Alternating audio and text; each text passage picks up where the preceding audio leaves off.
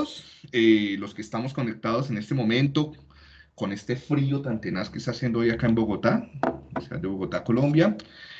Bueno, vamos hoy a explorar un poquito sobre aspectos teóricos sobre la atención. Vamos a hacer una clase de neuropsicología de la atención.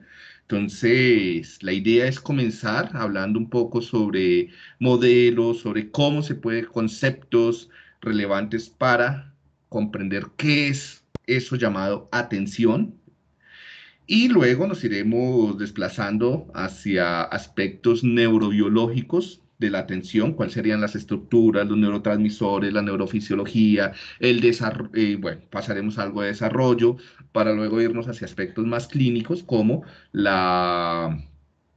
los principales trastornos de la atención y las principales formas de evaluar la atención. Vamos a ver si lo logramos entonces en el día de hoy. En este momento, entonces voy a hacer este primer segmento para hablar sobre aspectos conceptuales y el modelo de Posner y Peterson de la atención, que creo que es el que mejor nos va a permitir trabajar, para no ponernos a hablar sobre decenas de modelos que se han creado. Bueno, entonces, antes de comenzar, y hay unas personas que quieren participar, entonces les voy a dar la mano, les voy a dar la palabra, qué pena, ya que tienen la mano levantada, por favor enciendan sus camaritas para poderlos ver. Y bueno, primero, ¿qué pregunta tienen? Y quisiera también que me contaran las personas que van a participar qué entienden por atención. Antes de darle mi definición, quisiera saber que ustedes, mis estimados estudiantes, qué entienden por procesos atencionales o por atención. Bien, Laura, cuéntame. Hola, Diego. Hola, Tengo una pregunta, o primero respondo lo de atención. tú decides. Tengo una pregunta. Cuando se habla por ejemplo, los niños que tienen TDAH o cosas así, o hiperactividad, ellos a veces normalmente, o no, a mí me pasaba que yo vi en el colegio que a muchos niños los medicaban. Entonces a veces estos niños andaban como muy, muy en las nubes, muy perdidos. Entonces no sé cómo, de verdad era súper triste ver a esos niños por ahí en el patio mirando al cielo, de verdad era súper triste. Entonces, como, sí, quería saber cómo a veces, pues obviamente yo supongo que su atención debe ser malísima, o pues supongo que ellos, no sé, estarán como en otro plano astral. Quería saber pues ahí como que qué se podía hacer para que estos niños o para que los papás no tomen la decisión de medicarlos, porque pues yo supongo que ellos están en otro mundo y ya. Claro, eso es algo que vamos a abordar con más detalle más adelante cuando lleguemos a hablar. Tengo una sección de déficit de atención e hiperactividad. Sí, también tengo unos videos en el canal en el cual tomo todo a profundidad. Yo tengo alrededor de unos 6, 7 videos donde abordo a profundidad el tema de trastorno déficit de atención por hiperactividad, cómo se diagnostica, cómo se evalúa, ¿sí? Porque fue unas clases que dicté en algún momento para un curso de especialización. Entonces, los que estén interesados en profundizar sobre el tema, yo acá no va a haber tiempo de profundizar tanto, pueden ir allá. Bien, para resumirte esto, y va de la mano con qué entiendes por atención, ¿sí? Entonces, primero dime con qué entiendes por atención y te respondo la otra pregunta. No, pues yo siento que es como la capacidad de concentrarse o enfocarse en cierto tipo de como de actividad o, bueno, sí. La capacidad, una capacidad Sí, o para mí. múltiples capacidades. Bueno, sí, son muchas capacidades porque está pues el Oye, tiempo, tú duras prestando atención, los estímulos, pues a que le prestas atención y que no. Sí, como la capacidad de también, ¿cómo se dice eso? Como discriminar estímulos para ver que le prestas atención y que no. O sea, sí, es como una serie de capacidades. exactamente, es una serie de habilidades, capacidades, ¿sí? Recursos puedes también tomar, bueno, que te permiten hacer ciertas tareas. Entonces, eh, bueno, ya voy a entrar a la definición mucho más clara y mucho más precisa y académica, ¿sí? Pero entonces, lo que yo te anticipo es, porque uno son conceptos que uno utiliza todos los días, cotidianamente, en su vida, o personal, social, y ustedes se están formando para usarlos en su vida profesional, ¿sí? Entonces, deben pensar, o sea, deben muchas veces sentarse a reflexionar sobre qué quiero transmitir con ese concepto, porque puedes entonces, si tú dices cosas como es que a esos niños les falta atención, ¿sí? Entonces tal vez la atención no es algo que se tenga, que no tenga mucho o que tenga muy poquito. ¿sí? No es una propiedad de las personas, ¿sí? No es que uno tenga atención como tiene ojos, entonces uno puede tener muchos ojos, pero no mucha atención, ¿sí?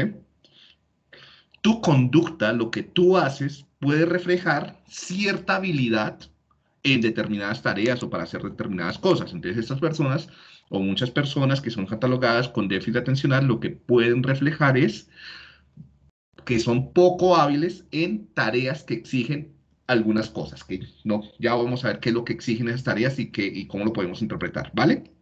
Lo segundo que dijiste que quisieras que también todos comenzamos a reflexionar desde este momento es eso de que se tiene una patología mental, como el TDAH, trastorno, déficit de atención con hiperactividad, ¿sí? Eso no se tiene, eso no está dentro, o sea, eso no es una enfermedad como la hipertensión o como tener fiebre, o sea, uno no desarrolla, ¿sí? O como tener lunares o como tener un sarpullido, no, es un tumor, eso no se tiene dentro de uno. Es cómo lo ven otras personas, cómo ven mi comportamiento otras personas. Pasa lo mismo con todas las enfermedades mentales. Tú no tienes esquizofrenia, ni eres el esquizofrénico, ni el depresivo, ni el bipolar.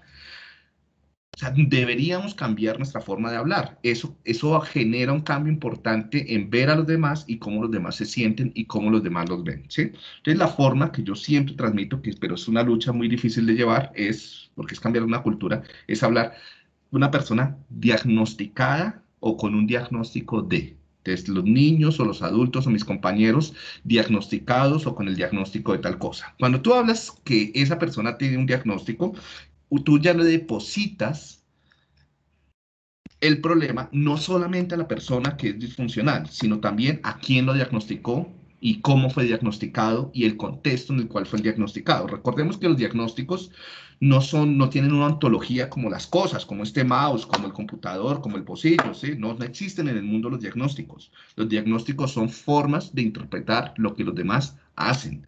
Sí, tienen funciones en el mundo, permitirnos hablar más rápidamente, comunicarnos, procesos, burocracia, pero no existen y por lo tanto las personas se comportan muy diversamente dentro de un diagnóstico, ¿sí?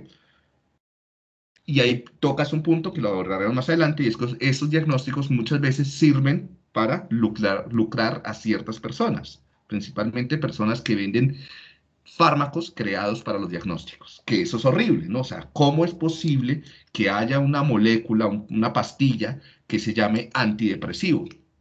¿Anti qué si la depresión no existe en el mundo? Hay personas que sienten ciertas cosas, pero de formas muy diversas. Por lo tanto, no puede haber una pastilla que quite o combata la depresión. Sí, eso es un error conceptual, un error académico, pero un error que cae en un mercadeo. Por ejemplo, creo que como el 30 al 40% de los norteamericanos consumen antidepresivos y los tienen en las gavetas de su casa. Eso es millones de dólares. Y lo mismo ahora vamos a ver con TDAH. ¿Listo? Y ahora te explico qué es lo que le hacen esas pastillas al cerebro. El siguiente requisito, pues lo siguiente que tenemos que hacer es saber cuáles son los mecanismos de acción. ¿Sí? Para eso debemos devolvernos a nuestras clases de psicofarmacología para saber qué están haciendo esos fármacos y si sirven o no sirven para los posibles problemas la poca competencia que tienen, por ejemplo, para focalizar su atención por largos tiempos. Porque puede ser que no sirvan para eso, pero solo lo sabemos si sabemos de neuroanatomía y neurobiología. Qué pena extenderme. Pablo, cuéntame. Sí, yo, profe, ya está prendiendo cámara, creo que ya. Dale, dale, ve Ya. hablando y... Pues, profe, yo tenía una pregunta que me surgió cuando estaba haciendo la lectura, que era en torno a las formas de medir y evaluar la atención, porque el texto señalaba varias veces que la atención, primero, digamos que está en estrecho vínculo con otras facultades cognitivas o que la atención Ujú, facilita otras facultades cognitivas. Incluso me quedo pensando mucho cómo su relación con la memoria de trabajo y ujú. cómo se le plantea una evaluación, digamos que aunque no existe de todas formas una forma de evaluar la atención pura, sola, ella sola, apartada de cualquier otro proceso. Específica.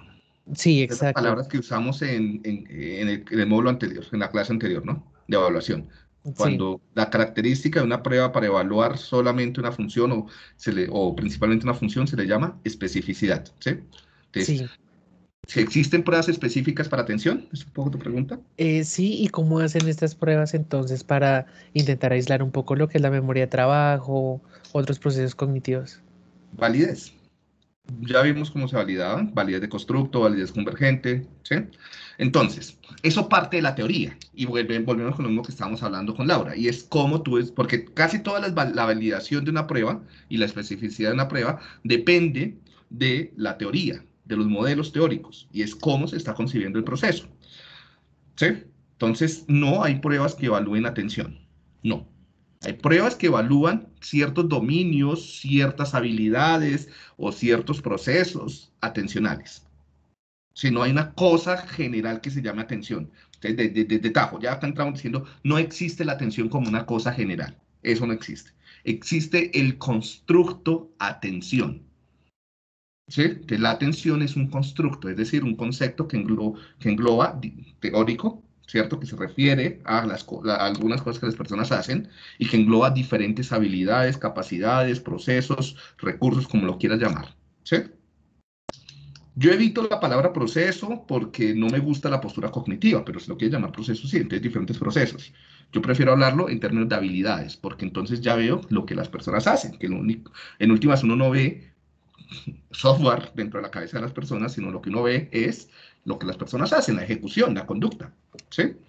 Entonces, hay ciertas conductas, hay ciertas ejecuciones con las tareas que yo le pongo a la gente y eso yo lo puedo comprender como recursos, procesos o habilidades atencionales, un conjunto, ¿listo? Ahora vamos a organizarlas en categorías, en paquetes para poderlo entender, ¿sí? Por eso necesitamos los modelos, por eso hay tantos modelos, ¿sí? Bien, entonces, hablemos de pruebas específicas. Bisección de líneas, que creo que era la del quiz, ¿cierto? Cuando una persona, ¿qué es la tarea de bisección de líneas? Es, tú le das una línea y le dices que la parta por la mitad. Cuando una persona tiene que cruzar una línea por la mitad, ¿qué tipo de recursos atencionales tiene que incorporar, Pablo? Pues yo creo que tendría que pensar, bueno, yo pienso que tendría que operar entonces la selección sensitiva, Ajá, los bien, procesos también de, no estoy seguro si intención también.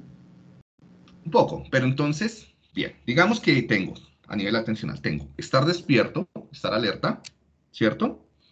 Es poder dirigir los recursos perceptuales, percibir el mundo. O sea, yo tengo que mover mis sentidos hacia alguna parte del mundo para establecer focos atencionales. Eso es lo que le llamamos atención sensitiva o sensorial, ¿cierto? Orientación, de aquí en adelante la vamos a llamar orientación, ¿sí? Porque tú necesitas orientarte en el espacio, ¿sí? Mover los recursos, entonces mover los ojos, por ejemplo, ¿sí? O sea, para poder cortar una línea por la mitad, tú necesitas explorar toda la línea. ¿Y cómo lo hacemos? Pues moviendo los ojos, ¿sí? No mueve los ojos. Entonces, de izquierda a derecha o derecha a izquierda, ¿cierto?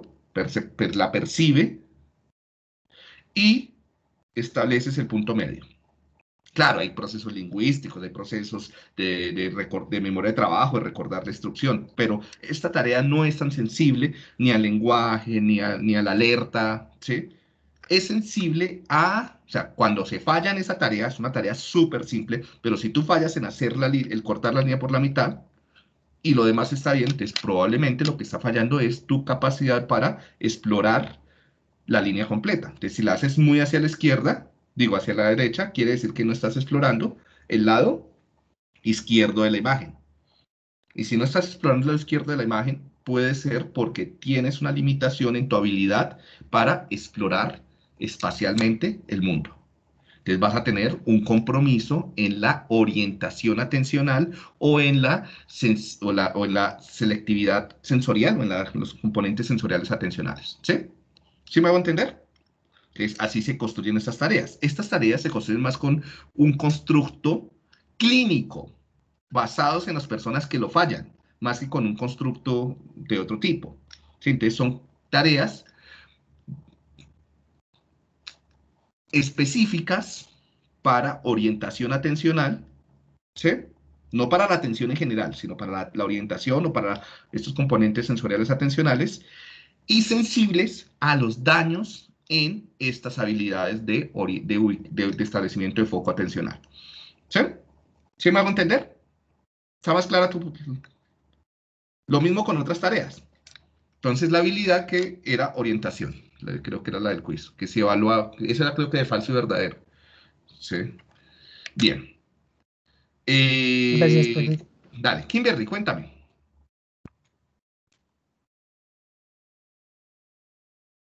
Sí, ya. Solo era un comentario rápido respecto a lo que decías ahorita como de el etiquetamiento. Entonces yo iba a decir que me parece súper importante como esto de sí, no llamar a las personas como encasillarlas ya dentro de la enfermedad, porque digamos siento que muchas veces eso lleva a que se deje de ver a la persona y se vea únicamente a la enfermedad. Entonces no decimos el paciente Carlos diagnosticado con esquizofrenia, sino el paciente de esquizofrenia en el cuarto tal. Entonces El siento que eso es muy esquizofrénico, importante, el esquizofrénico. el autista. Exacto. Sí. Y eso ya también, perdón, empieza como empieza como desde nosotros los profesionales, ya eso se va generalizando y pues A la digamos va a hacer familia. afectaciones. Sí, sí, Exacto. tienes toda la razón, Kimberly. Eso tiene unas implicaciones éticas, ¿sí? Y psicosociales. Eso cambia el medio. Entonces tú muchas veces le preguntas, ¿y tú cómo te llamas? Hola, ¿cómo estás, Kimberly? Y tú incluso te comienzas a identificar no como Kimberly, sino como la esquizofrénica, o como la depresiva, o como la inatenta, ¿sí? No, es que yo soy la autista, ¿sí? Entonces es muy peligroso usar las etiquetas. Además que hay muchos estereotipos de etiquetas. Por lo general, claro, ustedes pueden estudiar el DSM-5, el CIE-11, pueden estudiar muchos libros, sí, pero uno no se deshace de los estereotipos porque la cultura la tiene uno arraigada antes de que nazca, ¿no? Entonces, cuando tú te dicen que tienes dislexia, es imposible que dejes de pensar de que estás volteando las letras. Así sepas que eso no es la dislexia. Cuando a ti te dicen que tienes autismo, tú ya te estás imaginando una persona que se mueve, que no interactúa, que no expresa emociones, ¿sí? Entonces, hay muchos peligros. Entonces, es mejor nunca, y yo siempre les digo, cuando ustedes revisen un caso, lo último que hagan es ir al diagnóstico. Conozcan la persona, lean su descripción, lean la evaluación, porque cuando ustedes leen primero el diagnóstico, ya sesgaron, ya se pusieron un lente que va a cambiar completamente lo que ustedes van a interpretar. ¿Sí? Son principios de psicología social. Gracias, Kimberly. Bueno, después Vale, volvemos a profe. esto cuando veamos la parte clínica. Vamos entonces a la parte cognitiva, ¿no? Entonces vamos a comenzar por una parte cognitiva para hablar sobre, o teórica, qué es la atención. Entonces, bien, muchachos, como ya les dije, ya les he venido insistiendo varias veces, los procesos psicológicos superiores, como los quieran llamar, ¿sí? Como atención, memoria, funciones ejecutivas, no existen como cosas en el mundo y tampoco existen como procesos en el cerebro. O sea, no hay un lugar donde esté la atención, no hay un lugar donde esté la memoria, no, y esto no, ¿sí? Y no son propiedades u objetos que posea una persona, ¿sí? No es que uno tenga atención y entonces haya una prueba para medir la atención que tienes dentro. No, ¿sí? Esos conceptos se llaman constructos hipotéticos, porque son teóricos, ¿sí? Surgen desde hipótesis teóricas y se realizan procedimientos o clínicos, o sea, se buscan evidencias clínicas, evidencias de laboratorios sociales para tratar de validar o no estos conceptos. Por eso el concepto de atención ha cambiado tanto. Y es un concepto relativamente moderno. O sea, hace 200 años no se hablaba de atención, no existía en el mundo de la concepción de lo mental, ¿sí? O del comportamiento. Es un concepto que viene más a ser acuñado por William James, ¿sí? Yo creo que bueno, hay otros videos, otras clases sobre historia de la atención que yo tengo creo por ahí que pueden revisarlo, ¿no? Entonces, William James comienza a hacer una distinción enorme, pero esta distinción ya prevenía desde mucho antes en la forma en cómo las personas ven a los demás. Y es que solemos ver a las personas, o sea, cuando hablamos de cómo las personas interactúan o entienden el mundo, surgen dos tendencias. Tratar de verlo como cómo las personas perciben, la capacidad de percibir, de detectar estímulos y la capacidad de controlar lo que uno hace. ¿Sí? Entonces van emergiendo esas dos acepciones que luego William James y otros teóricos las van a consolidar, ¿no? Y es dos tendencias. Pensar la atención o el constructo o el concepto de atención como que se refiere a la capacidad o habilidad de las personas o los animales. Las personas son animales, sí, pues a los animales humanos y no humanos, para detectar y procesar los estímulos del mundo, colores, formas, direcciones, tamaños, dónde están las cosas, hacia dónde se mueven las cosas, ¿sí? Entonces, eso sería, por un lado, la atención como un proceso perceptual, ¿sí? La otra gran categoría en la cual se suele hablar de la atención es como proceso ejecutivo, como proceso de control, como la capacidad o las habilidades lingüísticas que tenemos para voluntariamente mantener un foco atencional o para voluntariamente realizar algo, mantenernos en una tarea. ¿Sí? Entonces, la primera categoría que está acá, la de los aspectos más perceptuales, por lo general se suele hablar que son mecanismos involuntarios, que son mecanismos o procesos o comportamientos o habilidades que se desarrollan mucho más temprano en la vida, también en la filogenia, ¿sí? Y que no requieren mucha energía, mucho gasto energético ni para el cerebro ¿sí? Ni para el sistema, ¿vale? Estos procesos son guiados más por los estímulos, ¿sí? Entonces, cuando el estímulo es lo suficientemente llamativo como para guiar mi percepción. ¿Sí? Entonces, ¿qué es lo que atrapa mi percepción? ¿Qué es lo que primero y más fácilmente percibo a nivel de visión? Por ejemplo, los objetos grandes que se mueven con colores que contrastan, ¿sí? O los objetos que suenan, que tienen un cambio de sonido repentino, ¿sí? Y cuyo sonido también se mueve, ¿no? Esto rápidamente cambia hacia dónde yo dirijo mis recursos perceptuales. Entonces, esto va de abajo hacia arriba, o sea, de lo más simple, como que hace un procesamiento más complejo. Y también a nivel de neurobiología, neurofisiología, vamos a ver que la actividad va más desde el tallo cerebral hacia la corteza, en este procesamiento abajo, arriba. Listo, es algo que vamos a venir hablando de aquí en adelante todo el tiempo. ¿Sí? Esto parte de un modelo también medio informático, que es el de... No, ese no es Posner. Ay, Mesulan, creo que, bueno, se me olvidó. Que es los procesos abajo arriba, y los sistemas abajo arriba, y los sistemas, o el sistema 1 y el sistema 2. Miércoles. Kahneman, que también hablaba sobre atención. Entonces, Kahneman nos hablaba en algún momento, por allá como en los años 30, 40 del siglo XX, que habían procesos involuntarios y voluntarios, se les llamaba sistema 1 y sistema 2. ¿Sí? Bueno. Entonces ya les dije, es guiado por la saliencia o relevancia o prominencia de los estímulos, ¿sí? Es involuntario, entonces poder focalizar, procesar algo llamativo es involuntario y muchas veces incontenible y difícilmente controlable, ¿sí? Entonces llega esa persona que te encanta su voz y tú la escuchas y ¡pum! Volteas involuntariamente a ver. Entonces tú tienes que hacer esfuerzo para no verla, ¿cierto?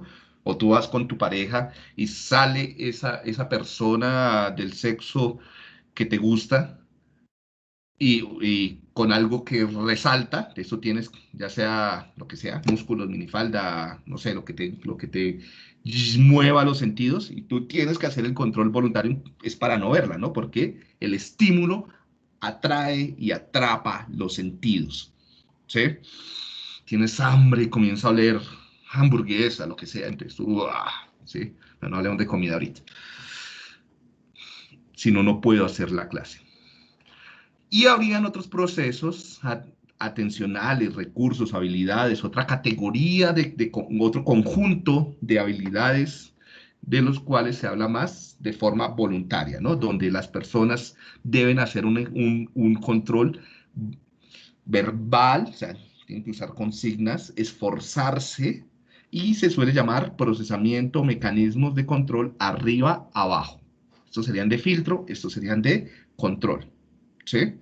Son más guiados por los objetivos explícitos, voluntarios de la tarea o del contexto. No debes hacer, no sé, casi que el super yo de los psicoanalistas, ¿sí? Esto también coincide con algo que se denominan funciones ejecutivas, ¿no? Entonces siempre va a haber un procesamiento ejecutivo y enormemente está relacionado con estrategias culturales. ¿A qué debes atender y a quién, o sea, cómo debes controlar tu comportamiento, tus procesos mentales, y etcétera? Son reglas culturales y las estrategias para hacerlo también son brindadas por la cultura a través de las pautas de crianza o la educación, ¿sí? Y requiere esfuerzo mental, por lo tanto, estos procesos son limitados en el tiempo. Tú no puedes estarlos usando todo el tiempo porque te agotas. Y segundo, generan cansancio, malestar, estrés y fatiga. Ya vamos a ver neurobiológicamente por qué son tan desgastantes. ¿Sí? Bien. En realidad, la parte teórica de la lectura que yo les dejé no me gusta tanto, pero es que es difícil encontrar una lectura que combine muy bien lo teórico con lo clínico, ¿sí?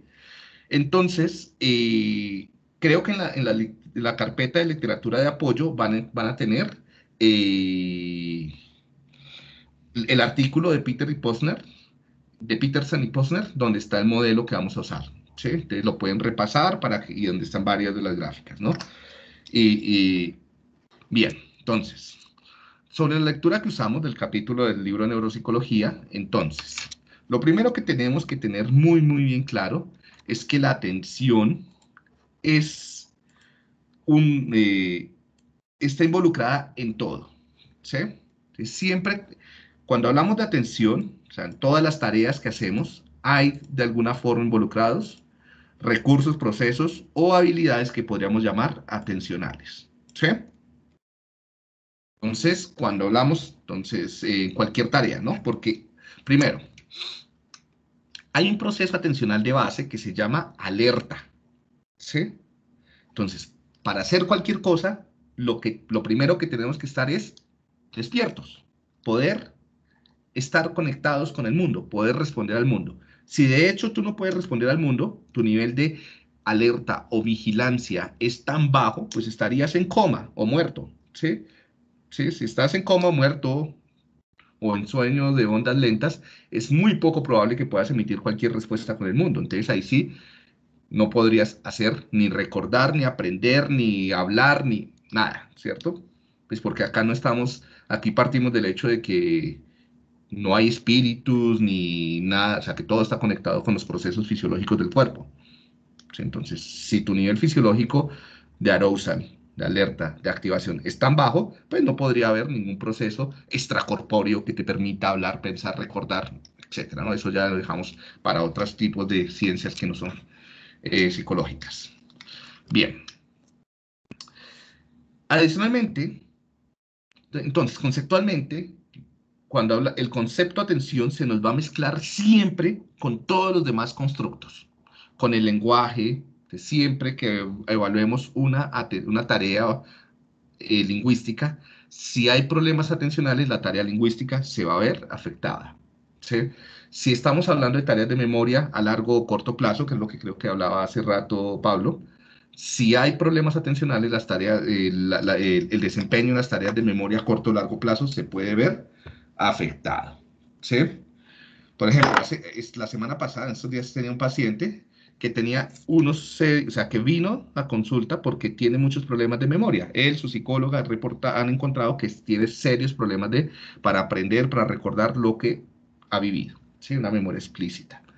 Y cuando uno comienza a mirar, lo que le está pasando a él no es un problema de memoria propiamente dicho, es un problema con sus recursos atencionales, y es que tiene un grave trastorno de insomnio.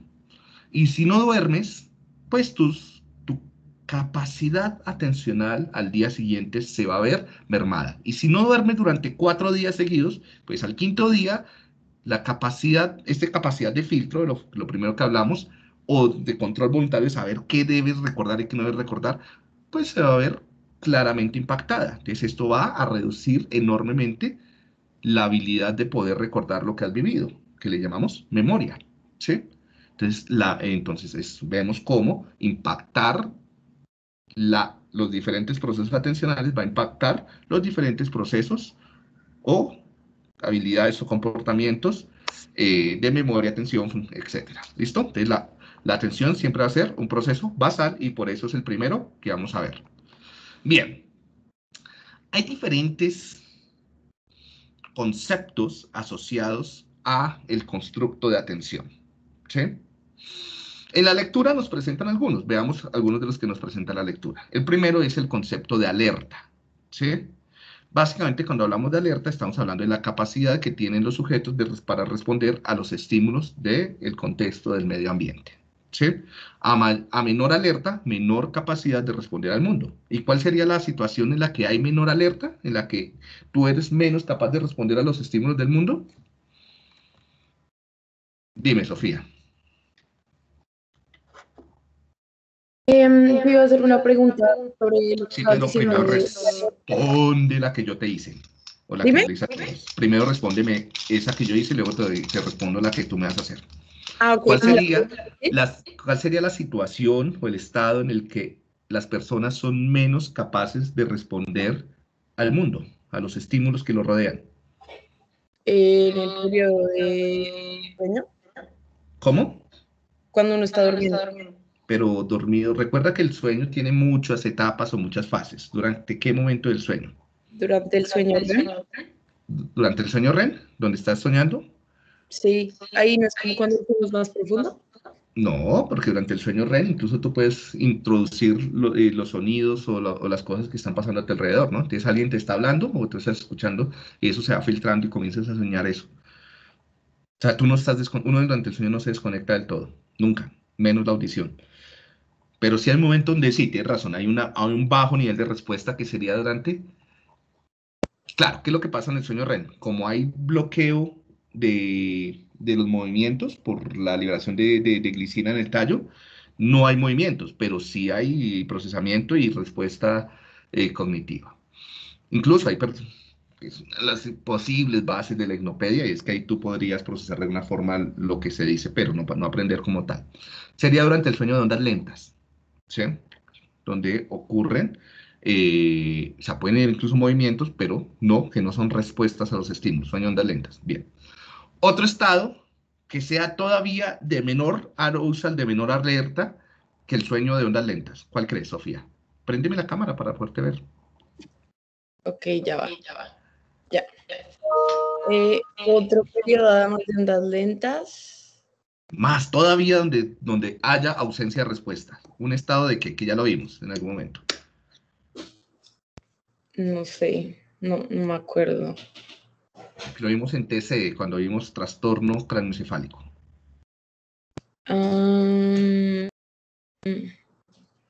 No sé, supongo que pues un estado vegetativo. Sí, vegetativo y más profundo que el vegetativo sería, que era lo que le hacían a las personas ahora con el COVID, cuando los van a entubar, coma. Coma. Sí, en el coma, sí. ¿Y te acuerdas con qué evaluamos el grado del coma? Con La escala de Glasgow, o no, ese es para... Sí, de Glasgow. ¿Sí? Sí, la escala de coma de Glasgow. Muy bien, entonces el nivel de alerta se puede evaluar con la escala de coma de Glasgow, que miras la intensidad de respuesta de una persona. Bueno, ahora sí cuéntame tu pregunta. Ya te bombardeé yo con preguntas. Te iba a hacer una pregunta sobre el estado de alerta. O sea, se podría decir que, digamos, las personas que sufren de ansiedad, se podría decir que tienen como un hiper estado de alerta. ¿Sí? O sea, que tienen problemas. Están hiperactivadas o hiperalertas. Sí, eso es el concepto. Y las personas que están sedadas, así como nos decía ahorita, ay, el Aura, si los compañeros así todos sedados, están hipoactivados o hipoalertas. ¿Sí? Tienes toda la razón. Entonces van a haber fármacos, de una vez tú lo vas enlazando, van a haber fármacos que te ponen hiperactivados o hiperalertas, ¿sí? O algunos que te sedan y te ponen hipoactivados o hipoalertas. Gracias. Hay dos tipos de alerta. Una alerta que se llama tónica y una alerta que se llama fásica, pero por ahora no nos vamos a complicar por eso. O sea, si respondes a estímulos constantemente o puedes discriminar estímulos como tal. Bien, Sara Forero, cuéntame.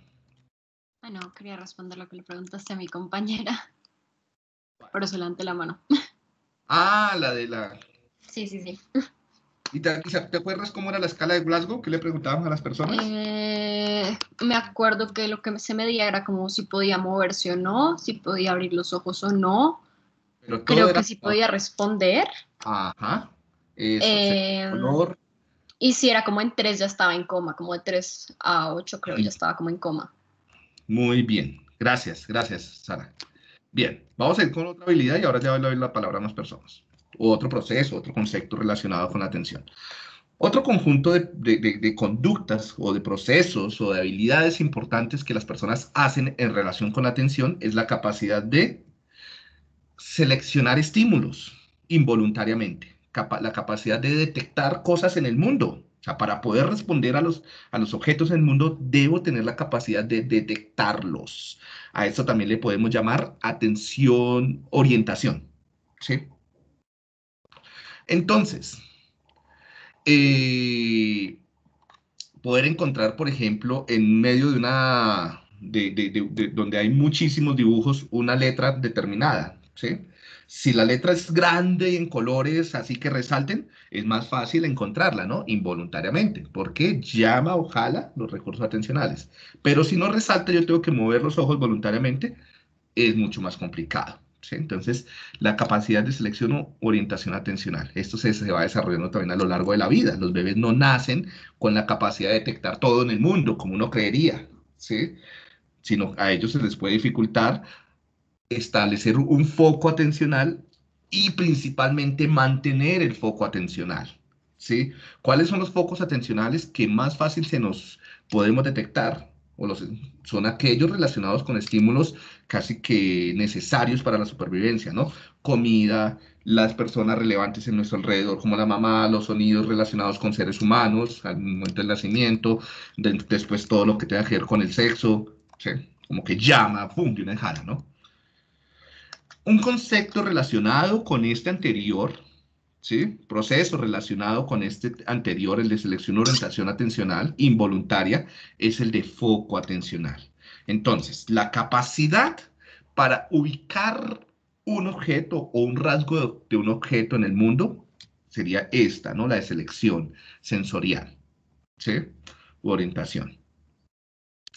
Pero y van a haber trastornos, ¿no? Por ejemplo, en el síndrome de negligencia no logras mover los recursos hacia algún lado porque no es un problema perceptual, es un problema de orientación, es un problema de poder llevar tus sentidos a esa parte del mundo, ¿sí? Bien, ahora, cuando tú has llevado los sentidos a esa parte del mundo, tú debes tener la capacidad de procesarlo por algún tiempo suficiente para que logre ser reconocido o para que logres manipularlo, ¿sí? Poder tenerlo, poder tener el tiempo suficiente tus sentidos en ese estímulo o en ese rasgo, ese componente de ese estímulo, ya sea el color, la forma, lo que sea, ¿sí? El fondo, una palabra, un sonido en medio de una conversación, se le llama foco atencional, ¿no? Entonces tú estás allá, cuando íbamos a fiestas, ¿sí? Y había mucho sonido y la luz, y te hablaban, entonces tú tenías la capacidad incluso involuntariamente de seleccionar la voz de esa persona que te estaba hablando al oído para que te endulzaran el oído, ¿sí? Bueno, vamos a ver ahora quiénes tienen levantada la mano. Juliana, cuéntame. Sí, yo te iba a preguntar, digamos, hace poquito estuve leyendo de que la droga que es piracetam, que se utiliza mucho ahorita que mencionaste también en Estados Unidos, los jóvenes comenzaron a utilizar esta droga que es para mejorar la atención, como para, se supone que es la droga de la inteligencia y ayuda a que las personas saquen mejores resultados y todo eso, que no es cierto, simplemente pues mejora la atención. Entonces yo quería preguntarte como qué efectos negativos puede tener el uso de drogas que no es, o sea, que uno no necesita y si puede tener como repercusiones después negativas en la atención de las personas. Sí, si quieres, lo retomamos ahora que damos la neurobiología de la atención para no desplazarnos, ¿sí? Y ya con eso va a quedar más claro, ¿sí? ¿Cómo se llama la droga? Piracetam. Acetam, con terminado en M. Mientras no la conozco, pero es un psicoestimulante. Entonces, bueno, algo para una pista es siempre que quieran saber qué hace una droga, busquen el mecanismo de acción. Simplemente buscamos mecanismo de acción del piracetam, ¿sí? Y buscamos qué es lo que está haciendo en el cerebro. Eh, a nivel cerebral, venga, miramos a ver rápidamente qué hace. Ah, bueno, es parecida a la cafeína. Piracetam puede ser utilizada ya que distribuye potencial toda la estructura laminar, farmacocinética, farmacodinámica. No está muy claro qué es lo que hace. Ya ahorita buscamos. Yo me imagino que es Smart Drug, la que hablas. Sí. Debe estar de alguna forma afectando el sistema de la alerta, ¿sí? Ya sea porque es un agonista noradrenérgico o porque es un agonista dopaminérgico, de lo que está buscando, cuál es el mecanismo de acción a nivel de las dos, ¿no? Bueno, sigamos y ya ahorita lo miramos, cuando veamos la parte de neurobiología. Y hablamos un poquito de cuál es esto que se llama doping cognitivo, ¿no? Lo mismo de usar Ritalina, metilfenidato, o bueno, hay una gran cantidad de fármacos que se están usando ahora, por ejemplo, en universidades para mejorar el rendimiento académico, ¿sí? Entonces, dependiendo del mecanismo de acción, todas esas drogas van a tener efectos colaterales, ¿sí? Ya ahora lo miramos un poquito. Valentina Restrepo.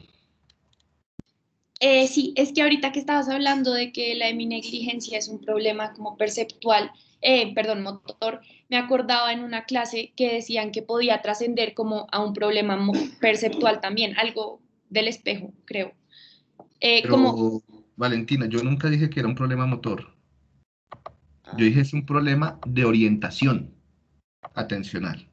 sí, sí, pero digamos que no necesariamente tiene que ser perceptual, ¿sí? O sea, si tú le dices a la persona que voltee la mirada, pues va a poder percibir lo que está a ¿Sí? ese lado. Sí, sí, es exactamente lo que yo estaba tratando de insistir, que no es percepción, o sea, Sí, no está alterada la percepción, está alterado la orientación atencional. Si tú obligas a la persona que mueva la cabeza hacia ese lado, sí va a percibir, o le das pistas, o le das ayudas. Dime. entonces, ¿qué pasa en ese trastorno es que no me acuerdo cómo se llama bien, creo que es del espejo, que si pones a alguien sobre un espejo, al frente de un espejo, como que no va a saber que tiene que ir al lado derecho, sino que se va precisamente al espejo pensando que no hay nada a su derecha. Pues eso sería perceptual, ¿no? Ah, bueno, estás hablando de algunos ejercicios y eso está en el caso que nos van a presentar de mi negligencia, del libro de Ramachandran, si quieren lo pueden leer, que ahí está. Y es que muchas personas con heminegligencia, es la misma heminegligencia, ¿sí? Pueden tener problemas cuando se ven al espejo, pues porque están viendo, o sea, pueden omitir la parte contraria de la que no están viendo, ¿sí? Entonces van a seguir teniendo una negligencia, pero hacia el otro lado, ¿sí? O incluso se pueden usar los espejos para tratar de rehabilitarlos. Sí, o no se reconocen en el espejo. Hay variaciones depende de las delusiones, o sea, de las alteraciones cognitivas que se puedan dar, porque ¿qué es lo que hacemos? Nosotros todo el tiempo tenemos serias limitaciones perceptuales y atencionales y demás, pero necesitamos darle sentido al mundo que tenemos. Entonces, para darle sentido al mundo, nos contamos historias creíbles, historias verosímiles, ¿sí? Y en ese contarnos historias verosímiles pueden generarse cosas muy raras, muy locas, como en los casos de personas con eh, somatoparafrenia, ¿sí? Que dicen que la pierna no es de ellos y se la terminan quitando, o que alguien les está moviendo la mano, o que, ¿sí? Eh, Estas personas pueden llegar, no afeitarse la mitad de la cara y decir, sí, está afeitada, y verla afeitada, o no verla, o engañarse, ¿sí? Bien. Entonces, en resumidas cuentas, y ya lo vamos a ver más adelante cuando veamos seminegligencia.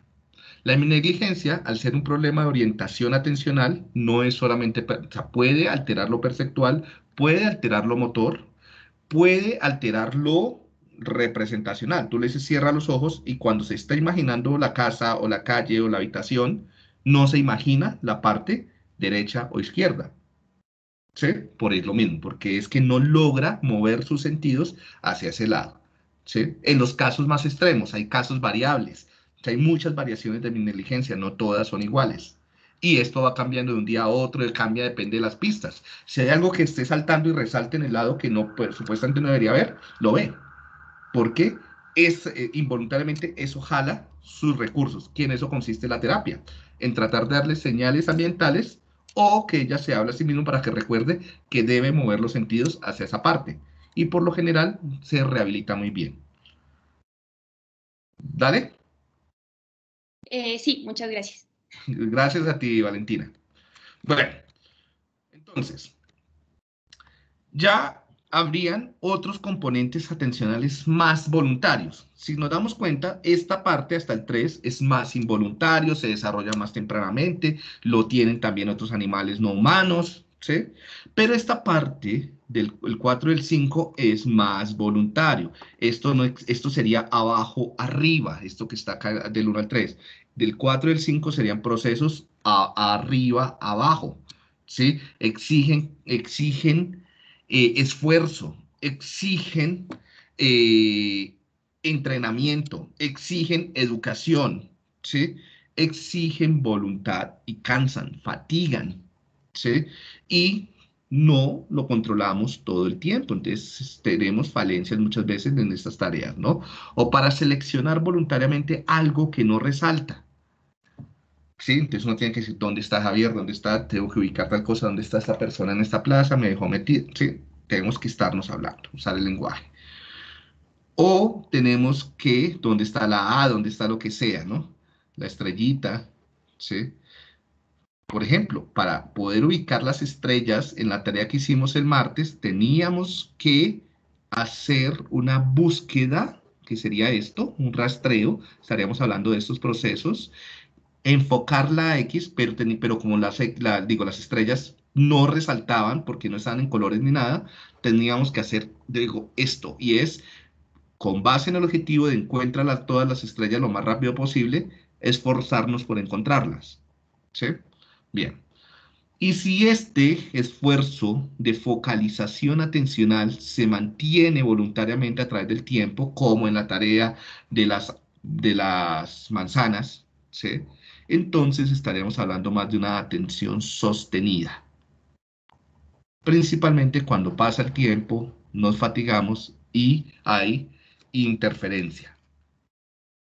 ¿Alguna pregunta con esos conceptos básicos? Me interesa que estén claros. Bien. Ahora, otras formas de atención son, por ejemplo, otros conceptos que se suelen usar en la literatura de atención, que lo pueden encontrar en diferentes artículos, libros y demás casos, son procesos como orientación, atención enfocada o focalización, que lo acabamos de ver. Entonces, la orientación sería, muchas veces cuando se habla de orientación, se está haciendo referencia también a la capacidad de ser consciente de uno mismo en relación con el espacio y con el tiempo. Entonces, también en la evaluación de la atención suele evaluarse, esta orientación no es la misma de la que hablamos acá, ¿sí? Son dos formas de hablar de orientación. Acá se habla de orientación alopsíquica y autopsíquica, es decir, con respecto a su contexto, a su alrededor, y auto con respecto a sí mismo, ¿no? ¿Cómo evalúa uno la orientación alopsíquica y autopsíquica? Sí, uno siempre, en cualquier informe neuropsicológico menciona, está orientado en tiempo, lugar y persona, o es, ¿sí? Como el estado de conciencia. ¿Cómo evaluaría uno eso? ¿Cómo evaluaría yo si quiero saber si una persona está orientada en tiempo, lugar y persona? Dime, Andrea. Cámara. Ya. Es que tengo una pregunta con respecto a todo lo que has explicado, que no sé si, o sea, que tengo la idea de que en algún momento también nos comentaron, o bueno, en alguna clase lo escuché, que el proceso de atención como que también está movido de cierta manera por alguna parte afectiva, como emocional, porque, a ver, me explico. Por lo menos uno está estudiando, ¿sí? Mi atención está como en el cuaderno, pero de repente el celular me vibra.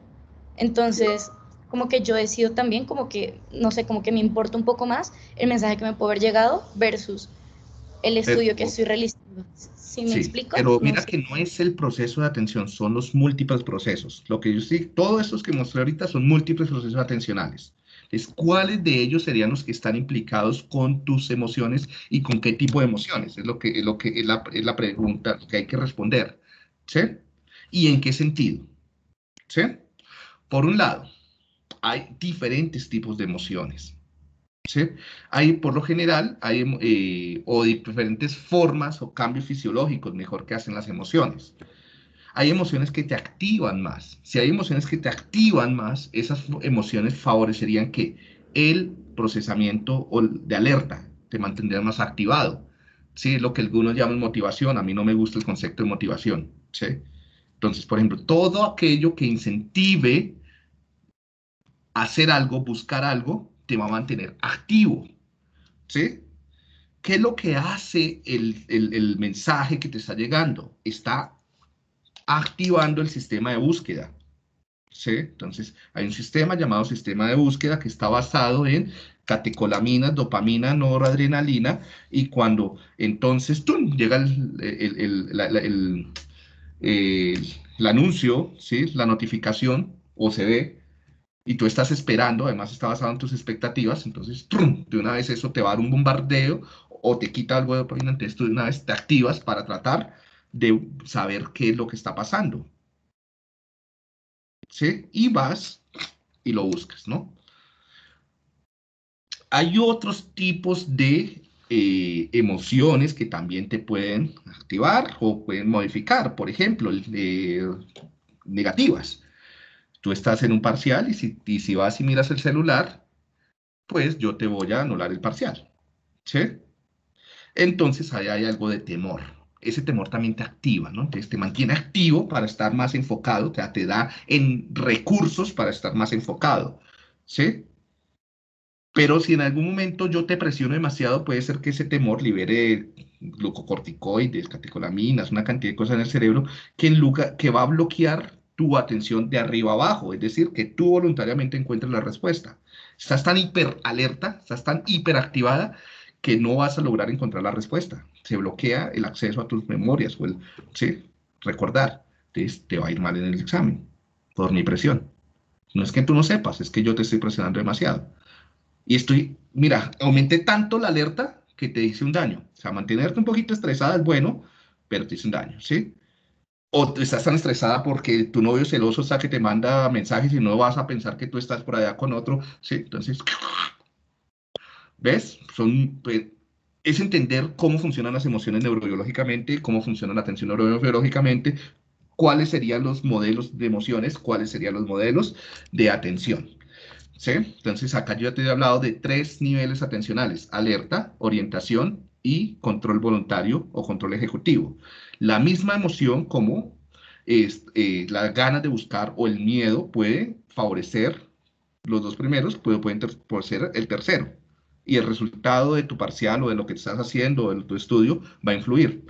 Si te gusta mucho, si te está generando, tú estás leyendo una novela que te encanta y te sientes identificado con el tema, tú dices, mierda, esto es lo que yo tengo, y te está gustando, libera endorfinas y dopamina, entonces te mantiene focalizada, facilita focalizar los recursos allá, ¿sí?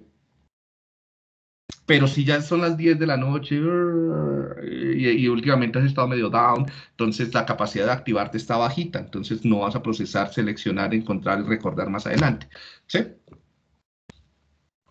Sí, sí, Son de claro. muchas formas, mejor dicho, pero sí está completamente estrecho porque es la biología de tu cuerpo. Son diferentes conceptos, o sea, es que no están separados, no son cosas que estén allá adentro separadas. Son las cosas que hacemos en la vida cotidiana y explicarlas incluye explicar muchos factores. Pero es el mismo cerebro que contiene o que, en el cual se cruzan diferentes neuroquímicas. ¿Vale? Sí, listo. María Correa.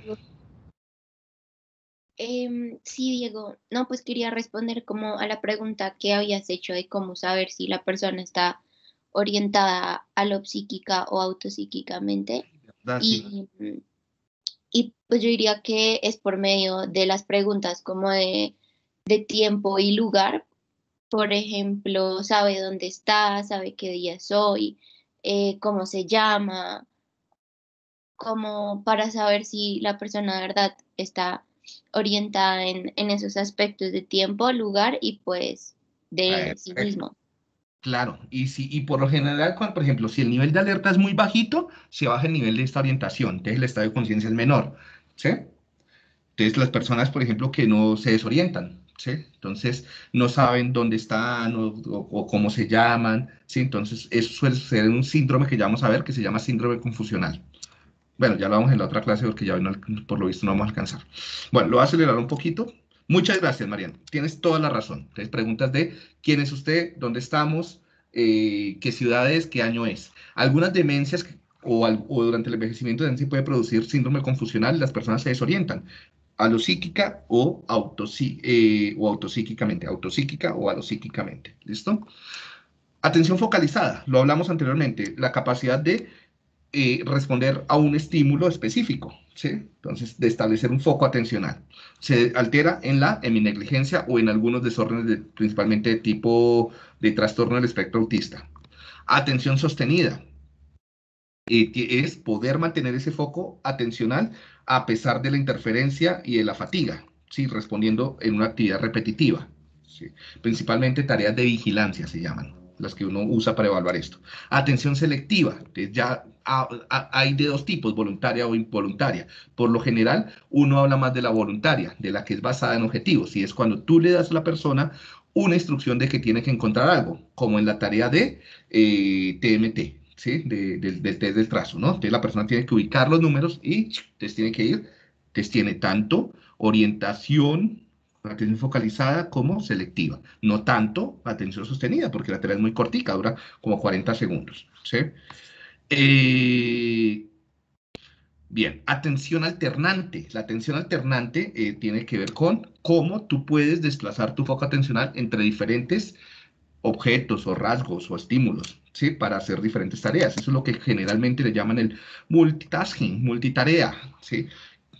Entonces, pero ten en cuenta que bueno, yo acá, si se dan cuenta, en ninguna parte les pongo atención dividida.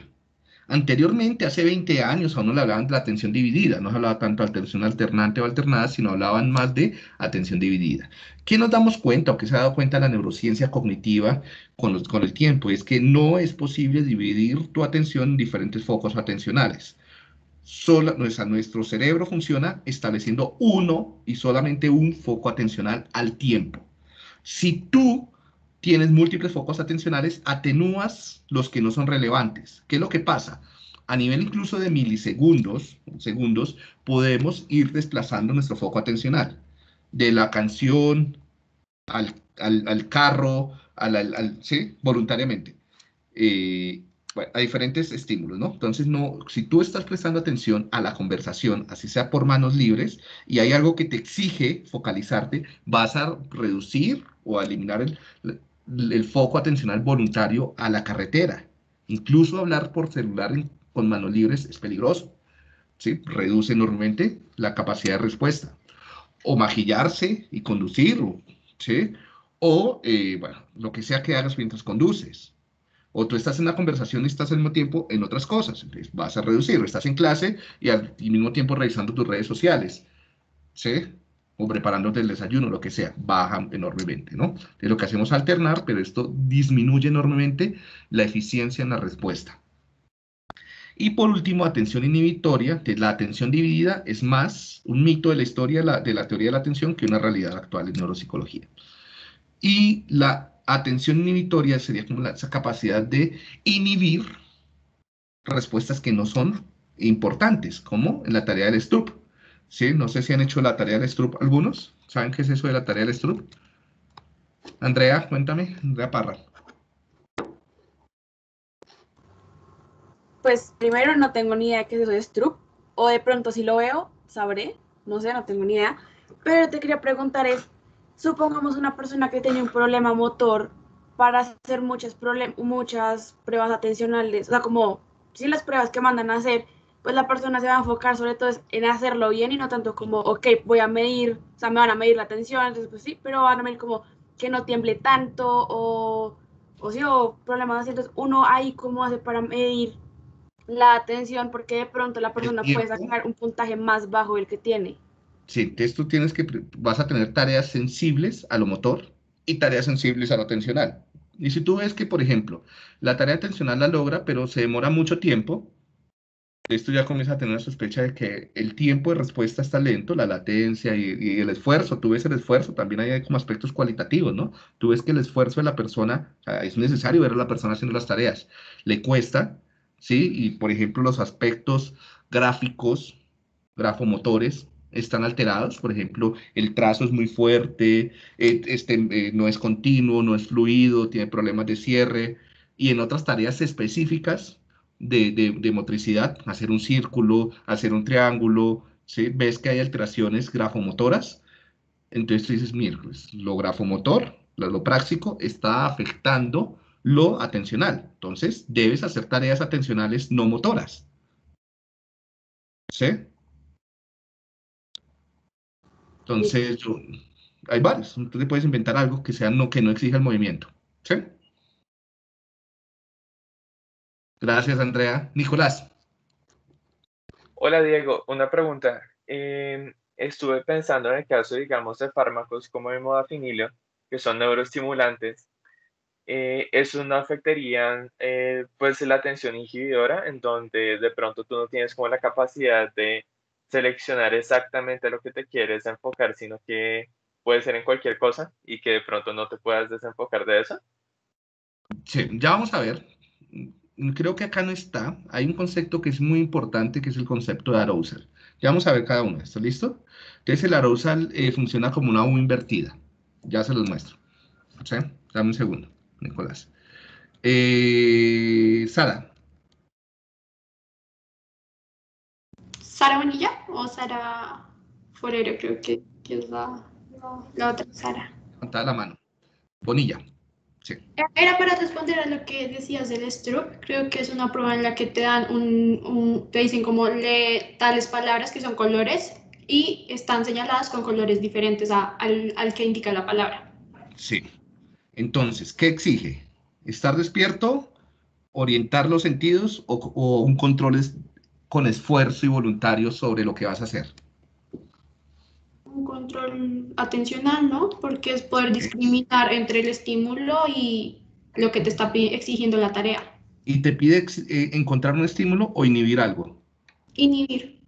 Listo, inhibir la interferencia, ¿cierto? Entonces, recuerden que es eso que están después la vamos a hacer cuando veamos funciones ejecutivas. ¿Listo? Entonces, tú tienes palabras escritas o sea, palabras de colores, escritas con diferentes colores de tinta, ¿sí? Entonces, por ejemplo, el rojo está escrito en amarillo.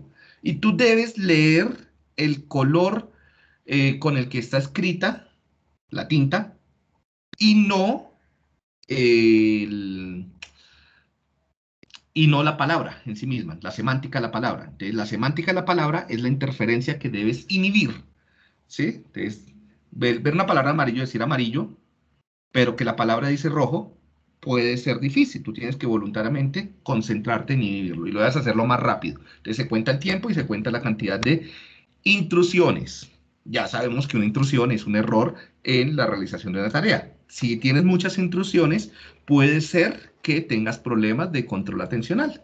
Y eso correlaciona con impulsividad, que creo que era una de las preguntas. Si hay daño en el cíngulo, entonces, ¿cuál sería la estructura cerebral relacionada con el STRUP y con el control y con la atención inhibitoria? La corteza cingulada anterior, de acuerdo al quiz. Y si falla, pues eres impulsivo. Es una persona impulsiva, también es agresiva, hipersexual y come demasiado. Y puede ser más ansioso. Y esto va a afectar también los niveles de alerta. Ya vamos a mirar. Bueno, vamos entonces a enfocarnos en algo que se conoce como el modelo de Petersen y Posner, o Posner y Petersen, dependiendo de la literatura. Ahí tienen los artículos en el material de apoyo. Y yo creo que es uno de los modelos más sencillos, más simples, parsimoniosos y que mejor logran explicar los múltiples componentes de los procesos atencionales. Así que mejor nos permite entender qué es y qué no es atención. Yo espero que esto lo hayan visto en neuropsicología humana, que esto sea un poco más un repaso. ¿Sí? Se tuvo que haber visto en neuropsicología humana, mejor dicho, porque así está en el programa cuando lo hicimos. Bien, este sistema es un sistema jerárquico piramidal, que quiere decir que los sistemas basales van a ser los ladrillos, los cimientos de los sistemas más elaborados. Esto sería procesamiento abajo, arriba, y aquí procesamiento arriba, abajo. Esto se desarrolla más temprano en la ontogenia y en la filogenia, y esto se desarrolla más tardíamente en la ontogenia y en la filogenia. ¿Sí? Bien.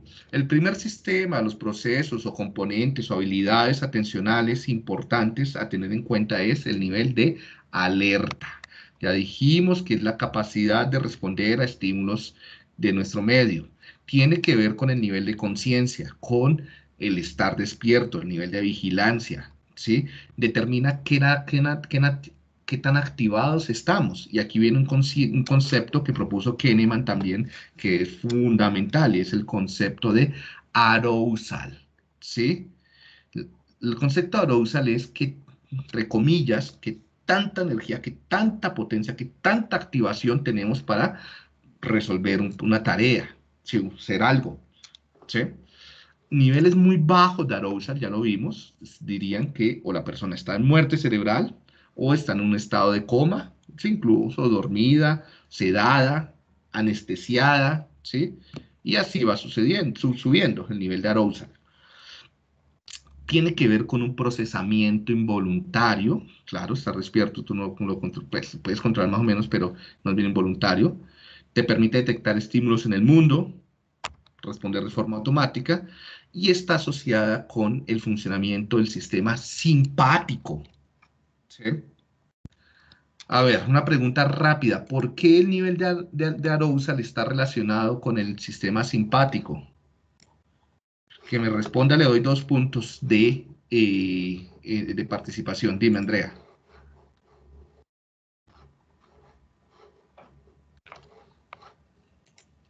¿Quién levantó primero la mano? Creo que fue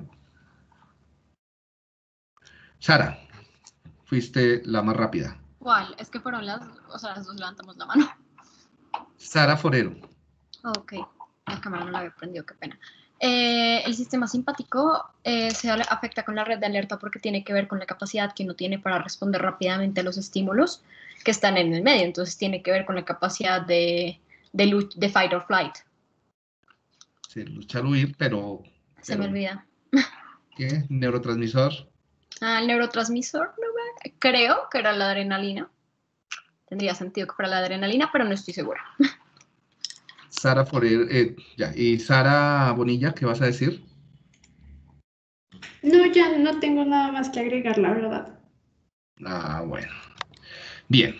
La red de alerta, gracias, Saras. Te doy un punto. Forero. No es completo, pero te acercas. Los dos sistemas parten de la actividad del tallo cerebral. Uno es una actividad ascendente y la otra es una actividad descendente desde el tallo cerebral. En especial, un lugar llamado el locus ceruleus, que queda en la protuberancia entre el bulbo, bueno, y también se va extendiendo hacia el bulbo raquídeo, hacia abajo, la médula, etcétera, en el caso del sistema simpático, y se extiende ascendentemente a través del SARA, ¿sí? Que tiene los nombres de ustedes, sistema activador reticular ascendente, hacia el encéfalo, ¿no? El cerebro. Y en los neurotransmisores, a nivel periférico, tiene que ver un poco con la adrenalina, sería un poco más el sistema simpático, pero a nivel central tiene que ver más con la noradrenalina. En general lo llamaríamos, son unas funciones adrenérgicas, tanto adrenalina como noradrenalina. Es el neurotransmisor, las hormonas involucradas en la red de alerta, y en la respuesta de ansiedad sería la adrenalina y noradrenalina, el sistema adrenérgico. Bien, esto está relacionado con la prominencia o la amenaza de los estímulos. Entre más prominente o más amenazante sea un estímulo, genera una activación más alta y exuberante del sistema de alerta, es decir, del sistema tanto simpático como del SARA, generando liberaciones enormes de adrenalina, noradrenalina. ¿Sí? ¿Alguien se acuerda algún indicador de activación simpática periférica, de activación simpática? ¿Qué pasa cuando se activa el simpático?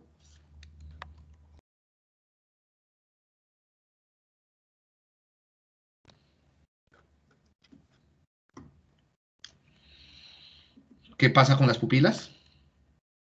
Se dilatan para verte mejor. ¿Qué pasa con la lengua? Se seca, sí, para que no comas nada. ¿Qué pasa con el corazón? Late más rápido. Entonces, una alta activación del sistema de alerta por lo general se ve acompañado de sudoración, taquicardia, respiración rápida, aumento de presión arterial, aumento de dilatación pupilar, resequedad en la boca, tensión en los músculos, estrés, ¿sí? Hasta eyaculaciones o flujo vaginal puede ocurrir ante una alta activación simpática, ¿no? Incluso chichi, popó, ¿no? Enuresis y ecopresis. Bien. Eso, entonces, estímulos que es bueno estar con cierto nivel de alerta para poder responder. Entonces, que a uno lo activen, que lo estresen un poquito es bueno porque procesas más rápidamente y atiendes también tu percepción es mucho más eficiente y la solución de problemas es más eficiente si es en un nivel medio. Pero si el nivel de alerta es demasiado, entonces esto funciona como una U invertida, ¿sí? Entonces, si ya es demasiado cuando estás, en la medida en que estás alerta, esto ya va a comprometer tanto la memoria como la percepción, como las emociones, ¿sí? Entonces, hablaríamos de agitación, un estado de ansiedad o de agitación motora, un estado entonces ya tú no piensas bien, ya no puedes resolver bien problemas. Entonces, ahí por eso es la U invertida, ¿no? Entonces, a niveles muy altos ya comienza tu desempeño a caer. Entonces, el sistema de alerta debe estar activado en un nivel medio, moderado, para que tú puedas ser más eficiente en el mundo. Pero una hiperactivación del sistema de alerta lo que va a conllevar es a que tu desempeño se vea comprometido, que es lo que pueden ocasionar algunas drogas, como el modafinil que hablaba Nicolás, como los psicoestimulantes. También imagino que la otra que hablaba, la otra droga de la que nos estaba contando, ya no me acuerdo quién era ya. Y es porque te llevan a un nivel de activación tan alto, que que van a comprometer tu funcionamiento, ¿no? O sea, la cocaína, ¿sí? Tomarse demasiada cafeína, las anfetaminas, ¿sí? Van a comprometer también el sistema de alerta al activarte demasiado, al aumentar de una forma descontrolada el sistema de arousal. Otra cosa es que esto genera estrés y el estrés genera liberación de glucocorticoides y esto epigenéticamente va desgastando el cuerpo, ¿sí? Entonces, estar alerta todo el tiempo, estar muy alerta todo el tiempo, un trabajo en el que todo el tiempo te estén exigiendo, una universidad que todo el tiempo te esté exigiendo, va a generar que tú epigenéticamente comiences a tener una sobrecarga alostática que va a conllevar a diferentes tipos de enfermedades en tu vida, ¿vale? Bueno. ¿Quién escribió por acá algo? ¿Está claro el sistema de alerta?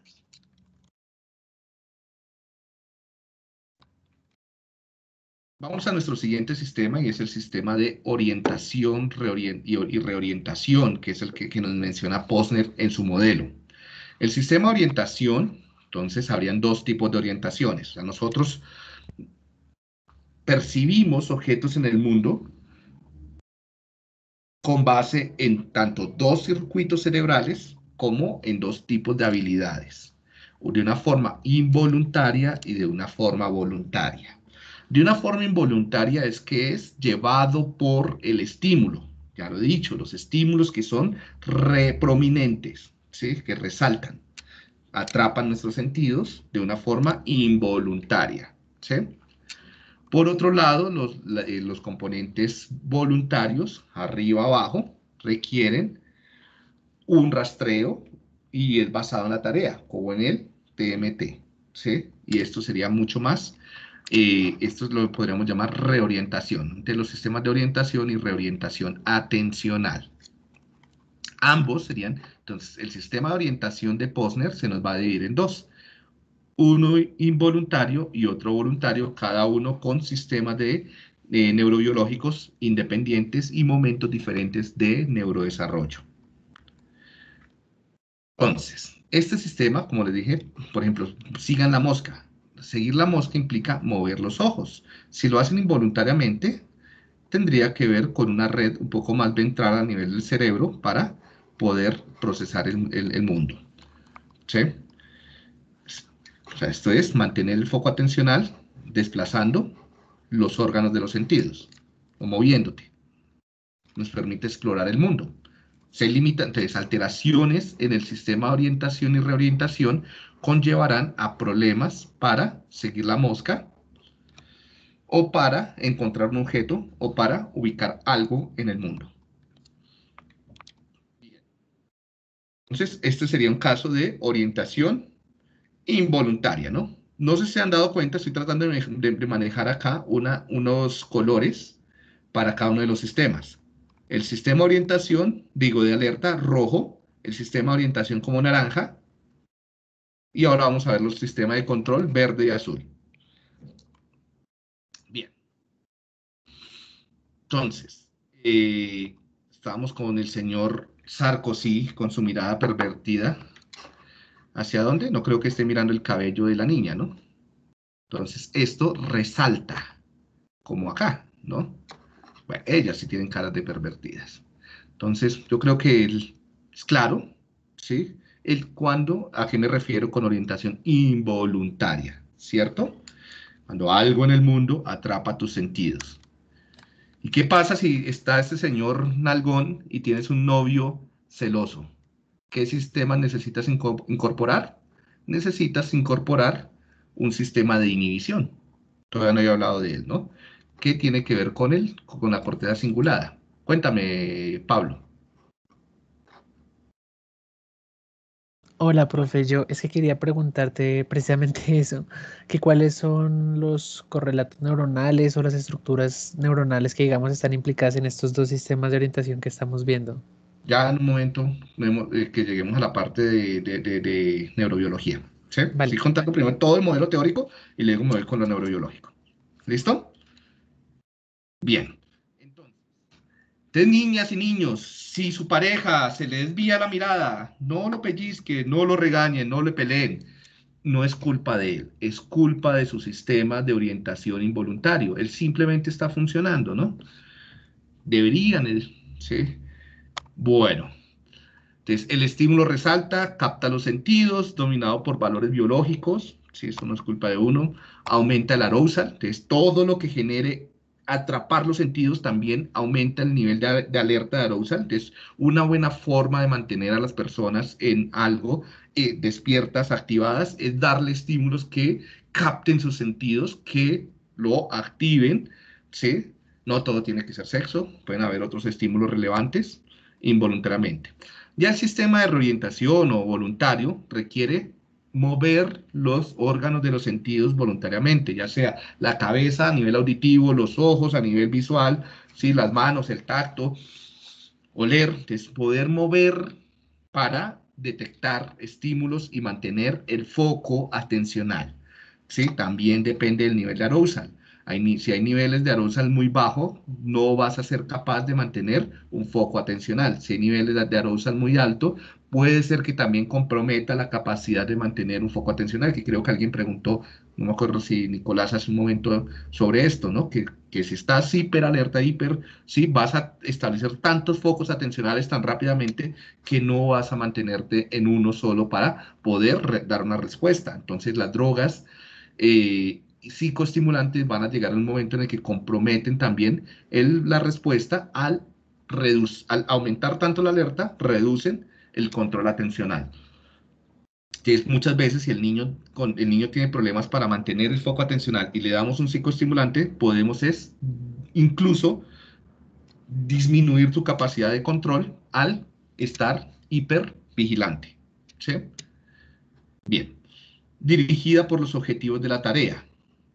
Esto genera fatiga, genera estrés porque tienes que estar voluntariamente pensando en qué tienes que hacer, ¿no? Y pueden haber muchísimas variaciones individuales. Hay personas que son mucho más rápidas, que son más hábiles para encontrar cosas que otras, para mover sus sentidos, para controlar ese tipo de cosas o no fatigarse tanto, ¿no? Entonces debo contemplar esas variaciones individuales al momento de hacer la evaluación o al momento de diseñar una clase o al momento de establecer una interacción con un paciente, ¿sí?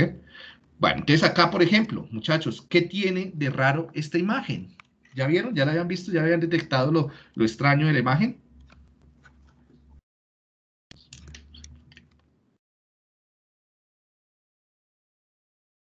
Los dedos de la mano, ¿no? Ahí acá hay 5. Ajá, 6 dedos, contando el pulgar. Muy bien, pero tuvieron que mirar. ¿Qué tiene de raro esta imagen?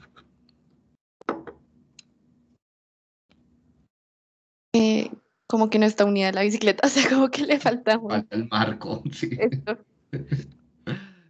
Muy bien, bueno, esto incluso nos sirve para hacer magia. ¿Ya? Bueno, vamos a terminar esta clase con magia en el día de hoy. ¿Listo? Entonces, esperen que me tengo que concentrar en mi poder mágico. Esto en la magia del caos. Un participante que quiera que lo ilusione.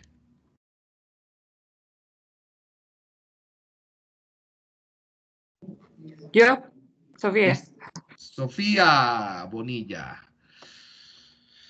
Sofía Peña. ¿Cómo? ¿Sofía Peña? Sofía Peña. Si es que vi que alguien... Bueno, me toca estar acá modificando un montón de... Sofía, vamos rápido a hacer la magia. No me lo vas a decir, pero entonces concéntrate en una de las cartas. Dale, concentrada solamente en una de las cartas porque necesito que te la aprendas muy bien. ¿Ya? ¿La tienes? Listo. Sí. Listo, voy a tapar. En este momento voy a sacar de acá la carta que tú elegiste. Espérate, porque... Concéntrate para poder sacar la carta que tú elegiste. Sí, no pienses en el niño todavía. Piensa en la carta. Bien. Esto desgasta. Pram, ya no está tu carta. ¿Está tu carta? No. Mis aplausos, por favor. A ver, ¿qué pasó acá? Cambiaste todas las cartas. ¡Qué mal mago soy! Muy bien. Cambié todas las cartas. Esto se llama ceguera por inatención. Y yo creo que muchos de ustedes ya han hecho el jueguito del gorila este que pasa bailando,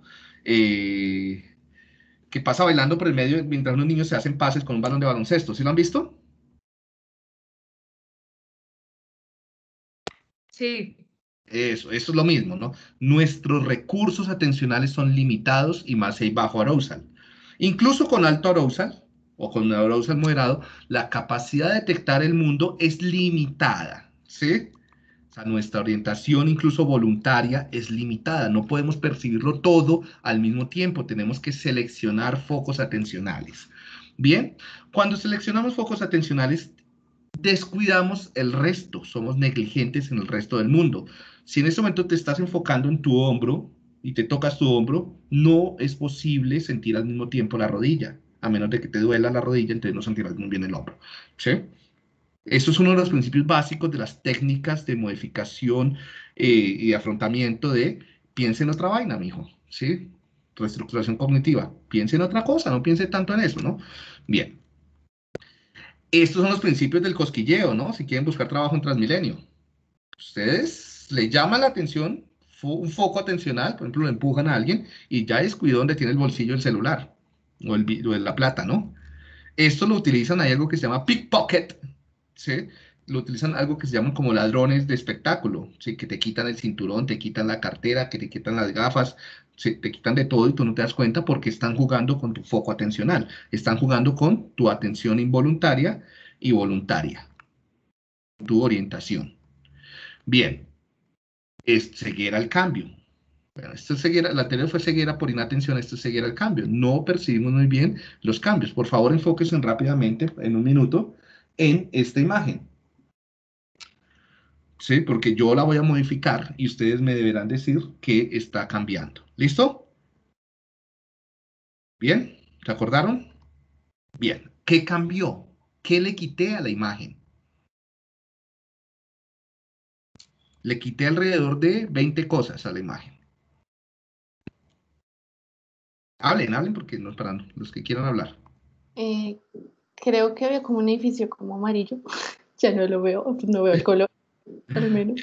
Para que se asombren. Lo vamos a hacer otra vez sin el parpadeo. Tan, tan. Miren todo lo que cambió. Quité carros, banderas, edificios, ventanas, letreros. ¿Sí? Pues, claro, el parpadeo de acá me hace que sea muy difícil ubicar el cambio. Acá hay otros videos que pueden ver después y es sobre ceguera por inatención. Por ejemplo, acá, si se dan cuenta en este GIF que le están cambiando la persona y el señor ni siquiera se da cuenta que le cambiaron la persona. Ahí, esto es lo típico de juegos mentales, ¿no? Es en juegos mentales, hay varios videos de esos, ¿sí? De Nat Geo. ¿Qué está pasando? Estamos manipulando los recursos atencionales, de orientación atencional. No somos capaces de percibir todo el mundo, ¿sí? Y menos cuando nos cambian las personas. Bueno, vamos a dejar hasta acá. Nos quedó pendiente las redes de control ejecutivo. No sé por qué hoy no me rindió tanto la clase. Pensaba avanzar mucho más. Preparen los casos.